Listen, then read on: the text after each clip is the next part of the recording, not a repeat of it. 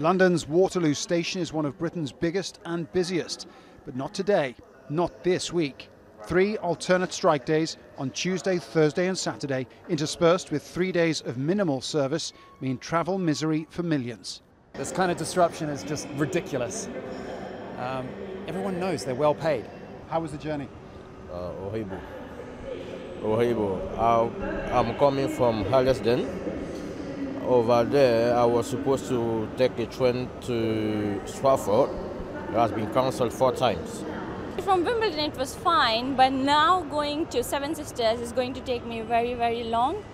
So the journey will be 1.5 hours, which is too much. And everybody's like messaged on the work group, that there's heavy traffic on the roads as well.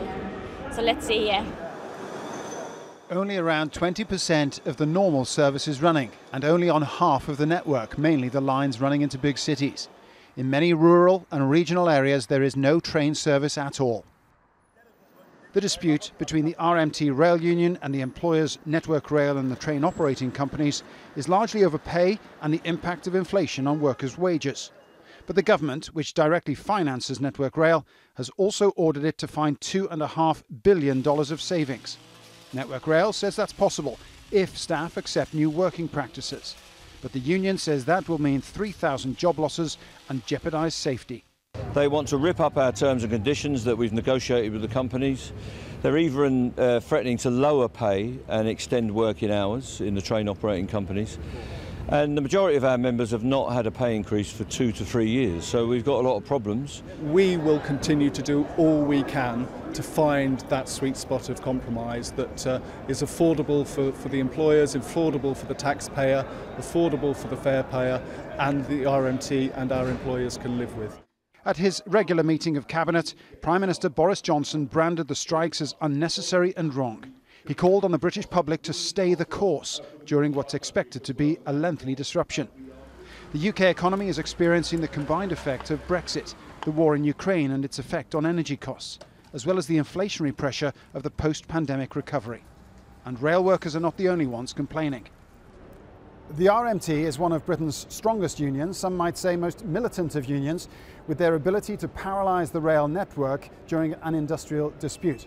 But the concerns that the RMT have raised about the difference between people's pay packets and the cost of living at the moment, the rate of inflation, are shared across many different industries and other professions. Teachers, doctors, nurses, local government workers all have pay deals in the pipeline with the government, and they're likely to be offered less than the rate of inflation. And that means a summer of discontent is looming. Paul Brennan, Al Jazeera, Waterloo Station. Well, the cost of living crisis has triggered protests across the world in the past few days, from Belgium to Zimbabwe. The war in Ukraine has pushed up the price of food and fuel, hitting the poorest hard, also making inflation worse.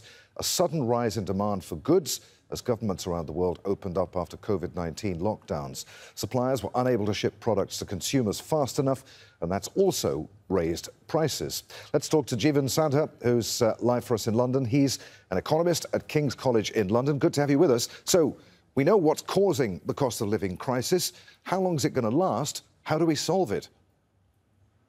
Well, it's going to be at least this year, and next year is also going to be difficult. Prices will still remain elevated, and we're looking at that really damaging incomes across the globe being pushed into hunger and destitution. Here, of course, the UK, a wave of industrial action that certainly could be well repeated. And on top of that, political instability as well. With rising prices are making people worse off. We think 250 million more may be pushed into extreme poverty this year. And of course, governments toppled in Pakistan and Sri Lanka. And the real key to solving this is actually kind of a two-pronged strategy. On the one side, we'd finance ministries in rich countries to give their citizens more money to ensure they have enough cash to get through this difficult moment, more international aid for those countries who can't afford to give their citizens money, and central banks really to get down inflation on their side by raising interest rates, as well as winding back that quantitative easing program they had that kind of accelerated throughout the pandemic. And JEEVUN, you say 250 million people will be pushed into extreme poverty. Where are those people? Which countries are being worst affected by this?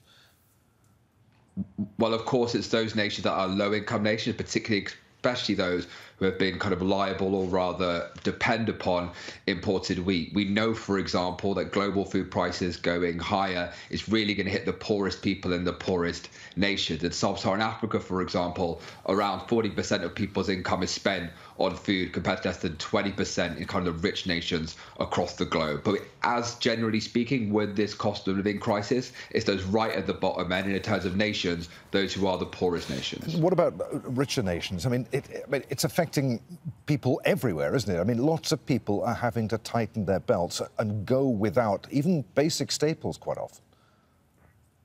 Yeah, that's certainly true. In the UK, we already face a hunger crisis here, 2.6 million kids going hungry. We think that's going to get worse. Again, specifically in the UK, it is those who are at the bottom end, the lowest incomes, who are suffering the most. And that's because they spend more of their income on food and on fuel to heat their homes. We think average inflation in the UK will hit 11% later this year, but those on the lowest incomes face an inflation rate of 15% a year. So really it's up for governments to kind of put cash into families' pockets. But look, let's be clear, rich nations did get through a once-in-a-century pandemic. They locked down their economies. It's certainly within their power to ensure that no one suffers during this crisis. Really good to talk to you, JEEVUN. Many thanks indeed for being with us. JEEVUN SANDHER there at King's College in London.